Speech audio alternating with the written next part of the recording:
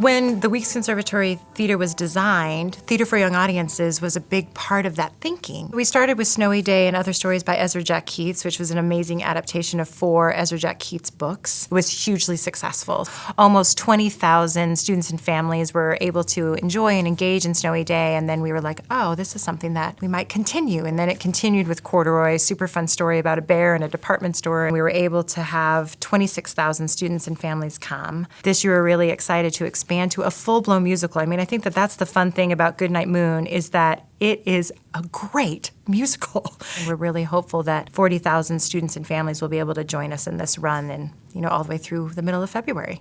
I think Goodnight Moon, we all know the beloved book, but I think it's about a really energetic kid that holds on to his memories and holds on to his dreams, and I think he has a wild imagination. His brain is always going so much that he doesn't ever want to go to sleep. He always wants to live in the moment, and I think that's really important for kids right now because we're so absorbed with technology and all that stuff, and I think that it's great that kids can just see everything that's around them and absorb that and just feel free to dream. Chad Henry is the writer, the playwright of Goodnight Moon, and also wrote all of the music. The music is fantastic.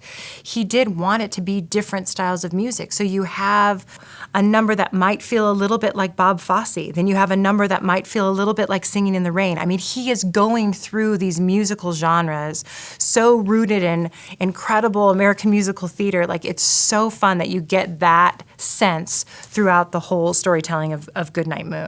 I really just love when you do theater for young audiences how the kids get so absorbed in it and they get excited and they talk back. I know they scream with you, You kind of ride that ride in a way that adults don't always do with nighttime theater. Being introduced to theater at this young age is really great because kids are being able to know this art form that others don't always know. And I think that they're getting to see different shapes and sizes and colors when you get into our cast. I think that everyone's a different piece of the pie, and I think everyone can find themselves when they look in our cast, and I think that they can see that this is an option for them. I think the DCPA is doing a great job with creating a world and a set and costumes that we get to play with. I think the kids freak out when they see us in these big outfits and create these animals. All the magic that happens it's thrilling to them, and I think it's great just for the audience, for the kids to really feel like, oh wow, we're getting something amazing. When you come and see Goodnight Moon, you're in for a wild ride. There's so much energy, there's so much color, and I think we really elevate what the book did beautifully, but we really bring it to life in a three-dimensional setting. And we've designed it with the idea of a 360 in the theater, that every seat you have to move at some point.